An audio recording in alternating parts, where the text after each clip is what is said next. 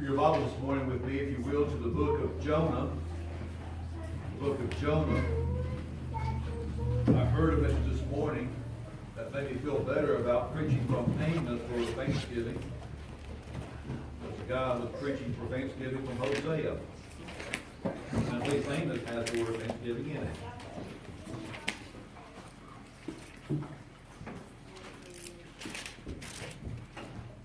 Jonah, join me in standing when you get there.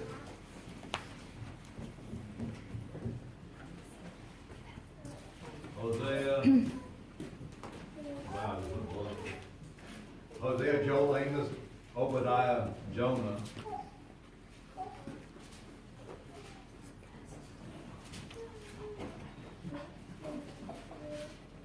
Jonah in chapter 1.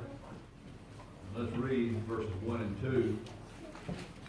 Now the word of the Lord came unto Jonah, the son of Amittai, saying, Arise, go to Nineveh, that great city, and cry against it, for their wickedness is come up before me.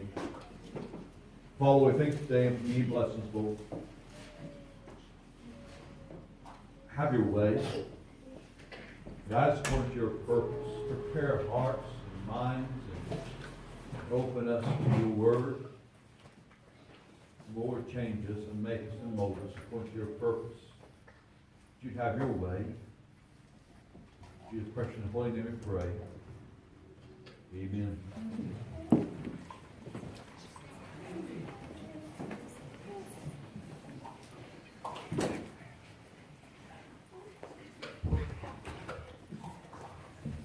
Let me kind of remind you a little bit about Jonah. I'm going to read you a portion of the verse from 2 Kings in chapter 14 and verse 25. The second half of it, or about the second two-thirds of it, okay?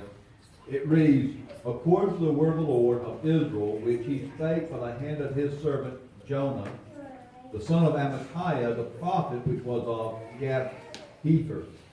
The reason why I read that in part is because there are those who, because of the way that Jonah is written, different from the other prophets, that they want to say that Jonah didn't exist. The story of Jonah wasn't real. So there's a historical notation of him in 2 Kings, chapter 14, and verse 25. Here's a real man. And in the Gospels, Christ makes mention of the fact that Jonah not only was, but that he was swallowed by a whale. And so I wanted to kind of make mention of that some people don't believe that Jonah actually took place, but Christ believed, and that's good enough for me. Okay? But the gospel, the book that's here before us, is really not so much about the prophecy. All the other books that we've looked at so far have dealt with a prophecy, and the central point, the focus of it was that prophecy, that God was bringing judgment. This book is not really so much about that prophecy. You can find that prophecy in chapter 3, in verse 4. And again, it's only part of the verse, the last part, the last phrase there, if you will. Yet 40 days, and Nineveh shall be overthrown. That's the entirety of the prophecy. That's it. That's the entirety. The book is not about the prophecy, it's about the prophet. And I want you to understand something. The prophet is being very transparent because he's also the author. I really hadn't thought of that much before. But it brought to my attention something I was reading, that Jonah isn't just the one that's written about. Jonah is the one who's writing. Jonah is laying out a confession. Here I am. Jonah's being very transparent. I want you to note some things here. First of all, look at verse 2 again. He said, Arise, go to Nineveh, that great city, and cry against it, for their wickedness has come up before me. God has called Jonah to go. We have a similar calling in in the Gospels, at the end of Matthew, at the end of Mark, go ye therefore. Jonah has a calling to go. And like any good prophet, Jonah went.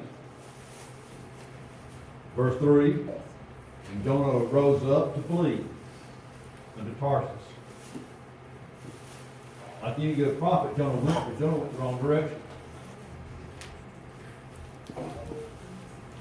To try to get this in your mind, I'm trying to remember how to put it so the map's looking this way, not this way.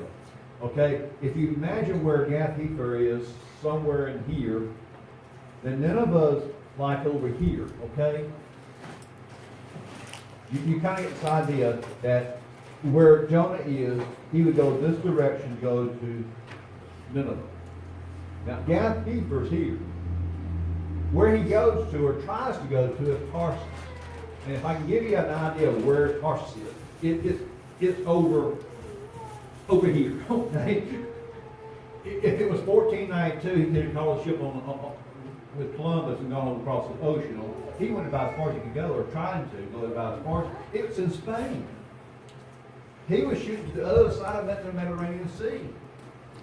He was getting as far away from Nineveh as he possibly could. He was trying to.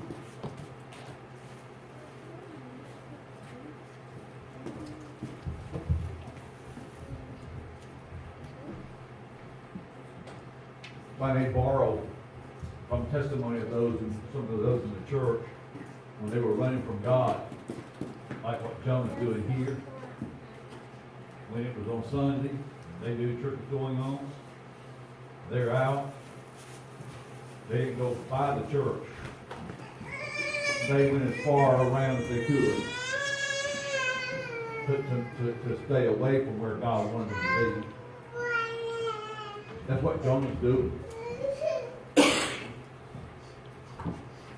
I wonder how many times we as Christians who are trying as such to be like Jonah the prophet. Okay? Don't misunderstand this. Jonah is God's man. But he has his own feelings, his own emotions, his own likes and dislikes. And I wonder sometimes how many of us sometimes God says, won't, and we head the other direction. He refused to serve. He rose to flee. I noticed something else in this. He said it several times, and I didn't write my places. But it said it several times that he's fleeing. Well, in verse 3 it says it. For one, it's another place. He said it's another place where he's explaining to the shipman. But the last phrase of verse 3, he says, from the presence of the Lord. Ultimately, if you're trying not to do God's will, that ultimately is what you're fleeing from. And when he's approached the shipman and asked about whose fault is this storm, and he said, it's mine. I'm running from the presence of the Lord. And I understand something else, and I'm going to jump to this early. Verse 2 of chapter 4. Verse 2, chapter 4, says, and he prayed unto the Lord, and said, I pray thee, O Lord, walk not this my saying when I was yet in my country. Therefore I have pleasure forth unto Tarsus, for I knew that thou art a gracious God, and merciful, slow to anger, and of great kindness and repentance thee of the evil. What Jonah said is, the reason why I fled was not because I was afraid to go to Nineveh. The reason why I fled was not because I was afraid of the Assyrians, who, by the way, were oftentimes coming into Israel with great armies, okay? And destroying and stealing and killing. That's the reason why Jonah didn't want to go to Nineveh. Because he didn't like the Assyrians. He didn't like the people of Nineveh. He didn't care anything about them. He wanted God's judgment. He wanted the 40 days to pass. And for God's judgment to come down upon them. He wanted them to suffer as he felt that Israel has suffered. And he says in this prayer to God, said, did I not read what I said? I knew you were going to do this. I'd come to Nineveh, I preached 40 days, and Nineveh would be destroyed. They would repent, and you would forgive them. I knew this would happen. That really is what Jonah says there in chapter 4. I noticed some other things in this book. I noticed the things that God prepared. In chapter 1, in verse 17, the last verse of that chapter, it says, now the Lord had prepared a great fish to swallow up Jonah. You know the story. As Jonah is taken on the boat, go to Tarsus, sailing along, God creates a storm around them. And the men of the ship have fought and labored and trying to keep the ship afloat. And they find Jonah asleep in the belly of the ship. And he says, what are you doing here? We're trying to stay afloat and you're down here sleeping. And they continue to try to fight, and they finally said, we got what is going on? We are losing this battle. And they want to know whose fault it is. And they determined to find that it's Jonah. And they asked Jonah, well, what should we do? If we're going to save our lives and the ship, what can we do? And I want you to understand something. Jonah could have said, well, if you'll make port, I can go the other direction. Remember, Jonah doesn't want to go to Nineveh. So Jonah says, throw me overboard. I'll fix this. You'll be safe, and I'll be dead. And God prepared a great fish.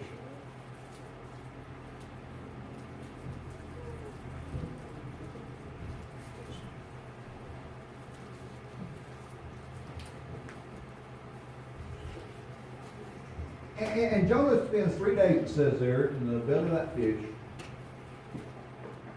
in torment.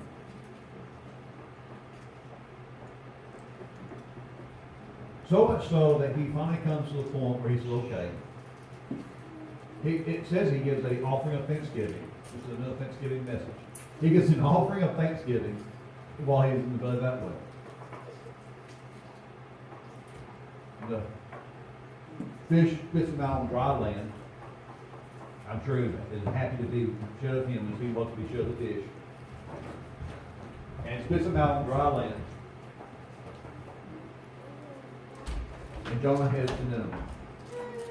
And Jonah walks a day's journey into the city of Nineveh and begins to preach the message that the Lord told him to preach. And it is very particular that he says, you preach this message, yet 3 days, and Nineveh shall be destroyed.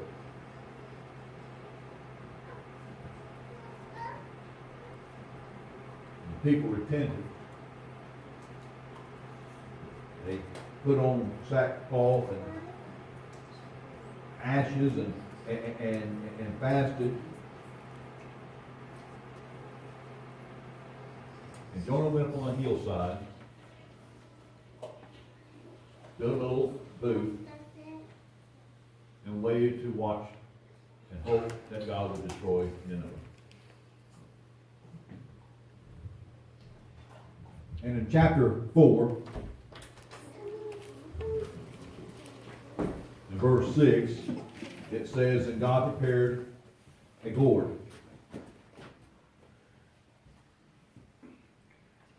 I understand that Jonah was sitting on this hillside. He had built him some little kind of shade. The shade wasn't adequate. And he was sitting there watching Nineveh.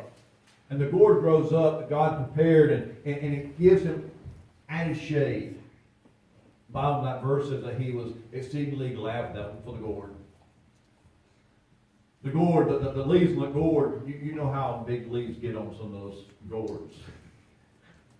the leaves on the gourds they provide him some cooling, some shade, and some making his booth a little bit more sunproof, and he's sitting there and he enjoys the gourd, and it says in the next verse, but God prepared a worm.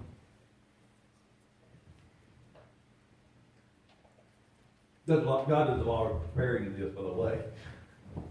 God had prepared a fish, God had prepared a gourd, now he's prepared a worm. And you know what worms do to gourds. You planted stuff, squash and pumpkins and different things, and maybe even some gourds themselves. They come in there and they cut those things off. And suddenly the thing dies. That worm that God prepared enjoyed the feast that God had prepared before it. The gourd dies. And it's not enough that the sun is coming in now upon Jonah the next day. But if you'll note in the next verse, it says, it came to pass when the sun did rise that God prepared a vehement east wind. You know what a vehement east wind is? It's a hot blast, okay? He's sitting out here in this rickety shack that he's built that God had originally kind of helped out a little bit with the gourd. Now the gourd is dead because of the worm, and he's got this strong blast of hot wind blowing across and making Jonah very miserable.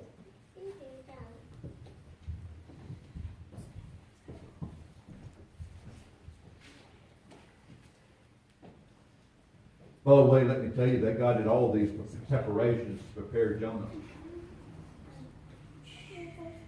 You ever thought of that? That God brings things into our lives that He might prepare us.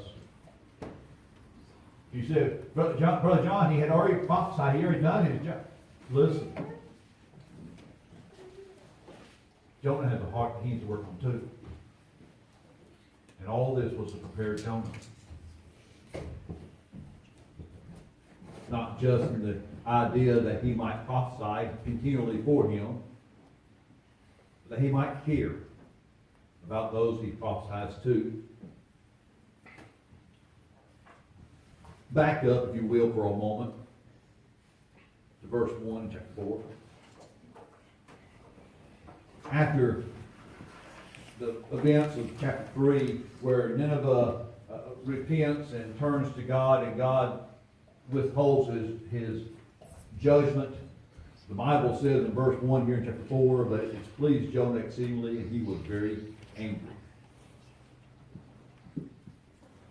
Verse 3, therefore now the Lord take, I beseech thee, my life from thee, for it is better for me to die than to live.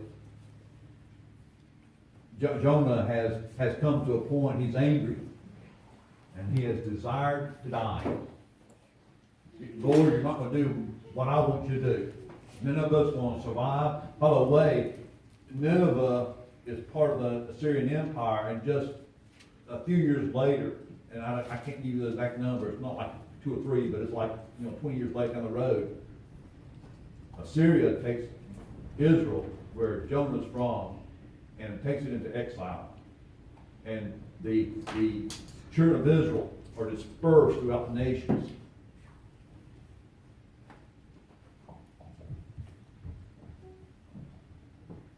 Jonah's angry, wants to die. You're not going to destroy him now, and I just want to die, he says.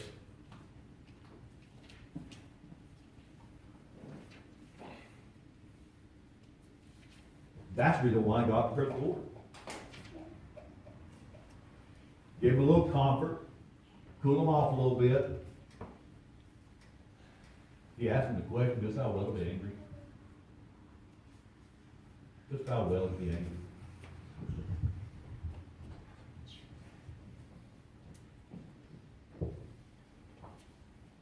That's when he comes down to verse 9. And God said to Jonah, doest thou well to be angry for the Lord? Jonah replies, I do well to be angry, even to death. Again, he's angry, and again he wants to die.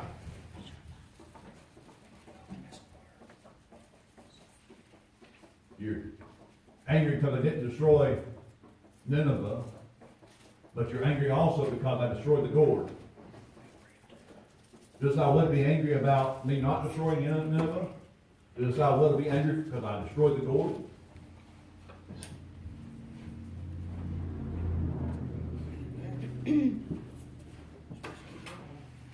Verse 10. Then to the Lord, thou hast had pity on the gourd, for which thou hast not labored, neither madest it to grow, which came up in a night and perished in a night. The gourd is it's just a plant. It gave you a little comfort. You had pity over it. You care for the gourd. You're concerned about the gourd. Verse 11, he says, and should not I spare Nineveh? We'll stop there for a moment. I know you've already read the rest of the verse and you already know what it says. I want to stop there for a moment. Earlier on, it says that Jonah went a day's journey to this city. It's 3 days' journey across. Okay? Do you know how big that is? If you consider 60 miles to be, 20 miles to be a day's journey, and you've got 60 miles across. I don't know if you really realize how far that is. If you were to walk out here and put a peg out there on the road and drew a straight line across that way and stuck it down the middle of the interstate, on Interstate 40, at the first Lebanon exit, that's 59.2 miles. If you were to take a peg and stick it out in the middle of the road right here and drew a straight line all the way across to the exit there at Turkey Creek in Knoxville, that first Campbell Station Road or something like that, that's 60.2 miles. Big city. If you assume that it's square miles as such, 60 this way, 60 that way, not circular kind of thing, but kind of, then that's 3,600 square miles.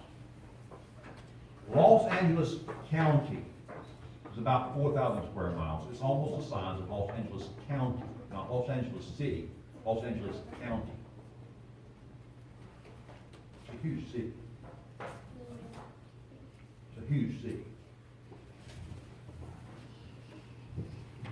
I can't imagine a city as big as from here to the exit in Lebanon. I can't. I don't know if I were to go and look down on a live view of Los Angeles County, the size of it. Of course, even it's not completely filled. They got other directions, other things, but anyway, I can't imagine that. But he says, great city wherein are more than 6,000 persons. That, by the way, that number, in case you haven't done the math, a score is 20. 6 score would be 120. That would be multiplied by the 1,000. So you're talking about 120,000 persons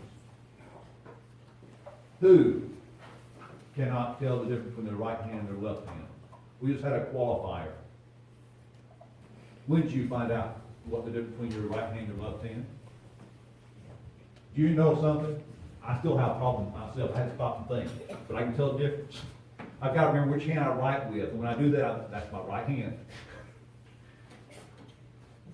But I can tell the difference. I learned that when I was in school, kindergarten or first grade. You're talking about children, 120,000 small kids and younger who cannot tell the difference between their right hand and their left hand. What God says to Jonah says, Jonah, you had pity on the gourd. But for 120,000 small children, you can't have pity.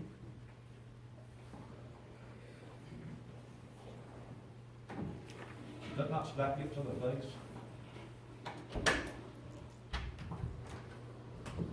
Just, I assume, maybe, not really sure why, but then God said, much cattle. Or you more concerned about cattle maybe, with cattle health. If you're not concerned about kids, what about cattle?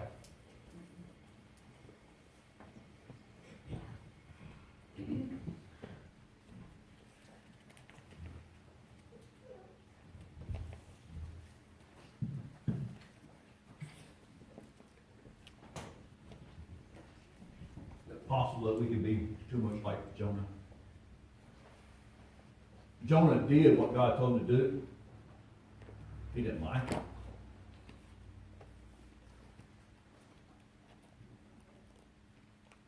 I think Jonah got the point. Jonah doesn't say so. But I think Jonah got the point. Or he wouldn't wrote the book.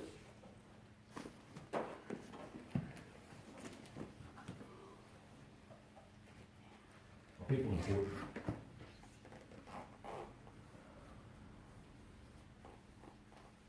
Let's do a song there. Number 75.